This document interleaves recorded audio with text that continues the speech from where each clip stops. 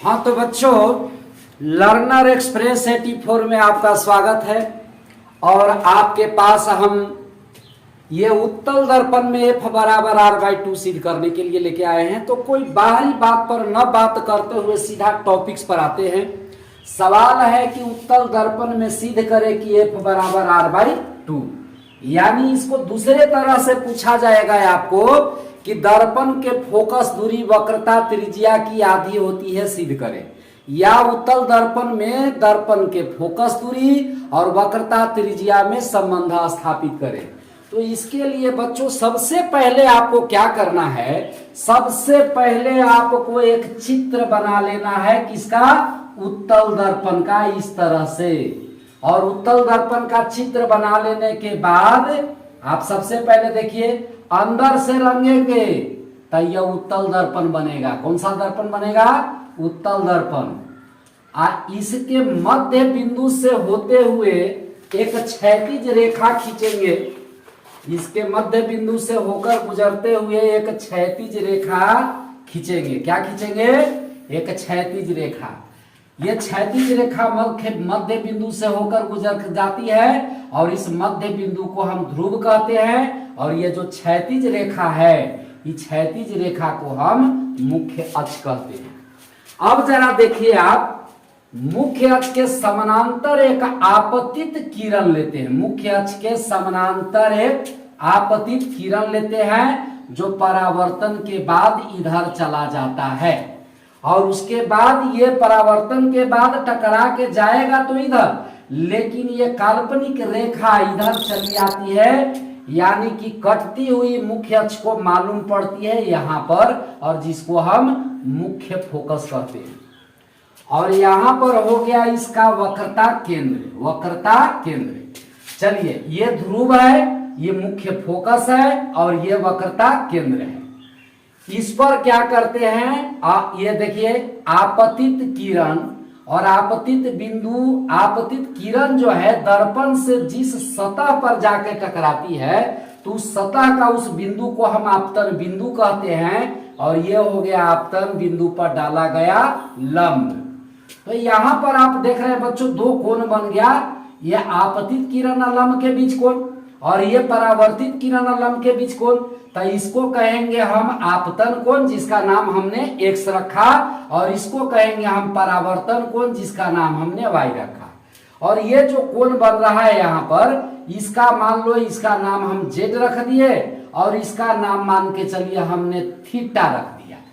तो अब जरा देखिए, ये जो आपतित किरण है दर्पण के नाम हमने mn रख दिया। दर्पण के नाम mn।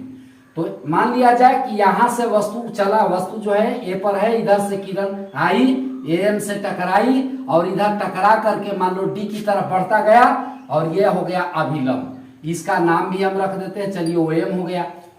तो अब यहाँ पर क्या करेंगे बच्चों, जरा ध्यान से देखिएगा इस चित्र में। सबसे पहले जो है एम एन दर्पण का नाम लिए हैं हम, तो लिखेंगे इसी को देख करके क्या, कि माना कि हल कर रहे हैं तो लिखेंगे कि माना कि एम एन क्या है, एक उत्तल दर्पण है। एम एन एक उत्तल दर्पण है ना, जिसका क्या क्या, जिसका,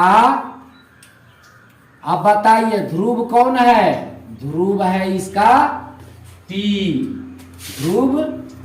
मुख्य फोकस कौन है, F, मुख्य फोकस ये कौन है बाबू, F। ये जो है से मुख्य फोकस है और ये क्या है, वक्रता केंद्र है। तो मुख्य फोकस है, वक्रता, वक्रता केंद्र, वक्रता केंद्र क्या है, वक्रता केंद्र C। एम आपतित किरण, एम आपतित किरण, और क्या, एम से डी के तरफ गया परावर्तित किरण, एम डी परावर्तित किरण है, परावर्तित किरण है। चलिए, तो जो चित्र में आपने कल्पना किया उसके हिसाब से आपने लिख लिया। इसको भी लिख सकते हो, एम आपतन बिंदु पर डाला गया लंब है। तो देखिए ये आपतन कोण और परावर्तन कोण। परावर्तन के कितने नियम होते हैं? 2 नियम। परावर्तन के 2 नियम में पहला नियम होता है कि आपतित किरण, परावर्तित किरण और आपतन बिंदु पर डाला गया लंब तीनों एक ही समतल में होते हैं। और दूसरा नियम है कि आपतन कोण का मान परावर्तन कोण के मान के बराबर होता है। तो आपतन कोण के मान हमने x माना, परावर्तन कोण के मान हमने y माना, तो ये दोनों का मान क्या होगा? बराबर होगा। किस नियम से? परावर्तन के नियम से। तो यहां लिखेंगे परावर्तन के नियम से, प्रकाश के परावर्तन के नियम से। तो कोण x जो है वो किसका बराबर होगा? कोण y के। कोण x जो है कोण y के बराबर होगा। इसको मान लेंगे समीकरण फर्स्ट। अब देखिए जब 2 प्रतिच्छेदी रेखा यानी 2 रेखा एक दूसरे को जहां पर काटती है तब उसके आमने सामने वाला जो कोण होता है, जिसको हम शीर्षाभिमुख कोण कहते हैं, क्योंकि एक ही शीर्ष के अभिमुख आमने सामने में है, उसको वो मान भी बराबर होता है। तो गौर से देखिए ये वाला रेखा और ये वाला रेखा दोनों काट रही है, तब कोण y या कोण z जो है वो दोनों शीर्षाभिमुख कोण है ना, तो ये क्या होगा? बराबर। तो यहां पर लिखेंगे कोण z बराबर भी होगा कोण y, तो लिखेंगे कोण z बराबर कोण y। इसको मान लेंगे बबुआ समीकरण से।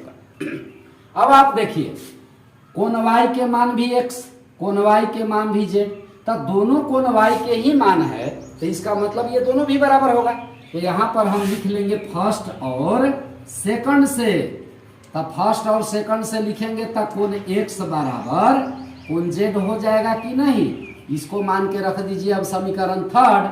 अब देखिए अब अगला स्टेप पर ध्यान दीजिएगा कि जब 2 समांतर रेखा को अगर कोई तिर्यक रेखा काटे, प्रतिच्छेद करे, तो उसका जो संगत कोण होता है, संगत कोण यानी कि दोनों रेखा के ऊपर ऊपर और दोनों रेखा तिर्यक रेखा के बाईं तरफ, या दोनों रेखा के ऊपर ऊपर तिर्यक रेखा के दाईं तरफ कहिए, या दोनों रेखा के फिर नीचे नीचे, तो एक ही साइड का देखना है। देखिए ये रेखा के ऊपर का ये कोण, ये रेखा के भी ऊपर का वो ये कोण, ये दोनों तिर्यक रेखा के एक ही तरफ है, दोनों संगत कोण है और संगत कोण के मान क्या होता है? बराबर होता है। तो यहां पर आप गौर से देखिए ये रेखा और ये रेखा समांतर है और ये तिर्यक रेखा है, तो तिर्यक रेखा में ये और ये कोण संगत होगा कि नहीं? दोनों रेखा के ऊपर है बाएं साइड का, तो यहां पर हो जाएगा क्या? कोण जो x है वो कोण थीटा के बराबर हो जाएगा। किसके नाते? संगत कोण के नाते। तो फिर लिखेंगे हम क्या? कोण x बराबर कोण थीटा। इसको मान लेंगे समीकरण 4। आई कैसे है बराबर बाबू? इस संगत कोण है इसलिए बराबर है। संगत कोण, 2 समांतर रेखाओं को कोई तिर्यक रेखा प्रतिच्छेद करती है तो संगत कोण के मान भी बराबर होते हैं। अब देखिए यहाँ पर ये तीसरा या चौथा समीकरण में दोनों साइड, बाएं साइड में दोनों में x है और दाएं साइड में z और थीटा है, तब दोनों तो x के ही मान है ना, x बराबर z, x बराबर थीटा। तो थीटा या z भी तो बराबर होगा, क्योंकि बायां पक्ष बराबर तो दायां पक्ष भी बराबर। तो यहां लिखेंगे थर्ड और फोर्थ से, थर्ड और फोर्थ से, यानी कि तीसरा और चौथा समीकरण में कोण z बराबर जो होगा वो क्या होगा? कोण थीटा होगा। और कोण z और थीटा को आप देखिए एक त्रिभुज के अंदर में कोण है, MFC त्रिभुज के अंदर का कोण है। तो यहां अब हम आगे क्या लिखेंगे बाबू, जरा ध्यान दीजिएगा। इसको लिखेंगे कि त्रिभुज MFC एक समबाहु त्रिभुज है। कौन त्रिभुज? समबाहु त्रिभुज है। का है बबुआ? समबाहु त्रिभुज कैसे हो गया ये?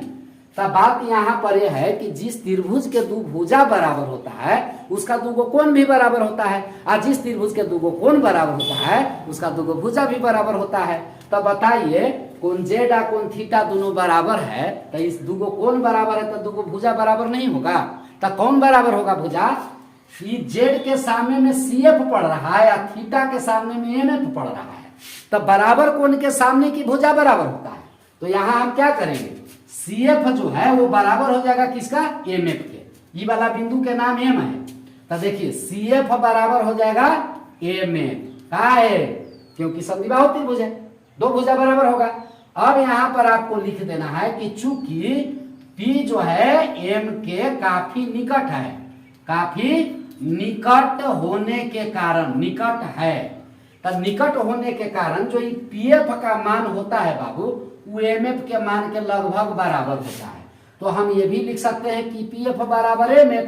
अब फिर देखिए यहाँ पर MF बराबर है, तो जब इसका दाया पक्ष के मान बराबर होगा तो उसका बाया पक्ष के मान बराबर नहीं होगा, होगा तो CF बराबर क्या हो जाएगा, PF। लेकिन अब यहाँ याद करना है कि दर्पण की जितनी भी दूरियां मापते हैं वो कहां से नापते हैं, P से, यानी ध्रुव से मापा जाता है। तो ये तो C और F से है नापल, P से है नहीं, तो कौन उपाय लगाएं कि P से नापा जाए। तो देखिए ये जो CF है, अगर एकरा में हम PF को जोड़ दें, वह P से के बार C तक आ जाएगा कि नहीं। तो इसके लिए हम क्या करेंगे, दोनों तरफ PF जोड़ेंगे। क्या करेंगे, दोनों तरफ क्या जोड़ेंगे, PF जोड़ने पर, क्योंकि जोड़ या घटाव करते हैं समीकरण में बाबू तो दोनों साइड करते हैं, गुना करेंगे तो दोनों साइड, भाग करेंगे तो दोनों साइड, ठीक है।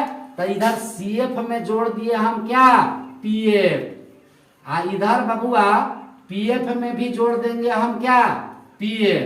अब बताइए कि CF और PF जब जुटेगा तो क्या होगा, इस चित्र में देखना है, कहां देखना है, चित्र में। CF है यहां से लेके यहां तक, आप PF है यहां से लेके यहां तक, तो ये पूरा मिला के P से लेके C तक नहीं हुआ, तो ये हो गया आपको PC। आप PF कहे गो PF, आम में आम जोड़ेंगे तो 2 गो आम, तो PF में PF जोड़ेंगे तो कितना हो गया, 2PF। अब याद कीजिए यहाँ कि दर्पण के ध्रुव P और वक्रता केंद्र C के बीच के दूरी को हम वक्रता त्रिज्या कहते हैं बाबू, यानी PC के जो मान होगा वो होगा R, वक्रता त्रिज्या को R से सूचित करते हैं। और यहाँ पर 2 के 2 लिखिए। आप P से F के बीच के दूरी को हम फोकस दूरी कहते हैं, और फोकस दूरी को हम छोटकी F से सूचित करते हैं। कौन F से, छोटका F से सूचित करते हैं।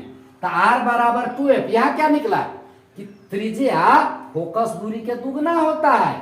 अब इसको इधर कीजिए, तब बताइए बबुआ 2F बराबर R है, तो F बराबर क्या हो जाएगा, R/2, यानी कि दर्पण के फोकस दूरी वक्रता त्रिज्या के आधी होता है। यही हमको सिद्ध करके लाना था बबुआ।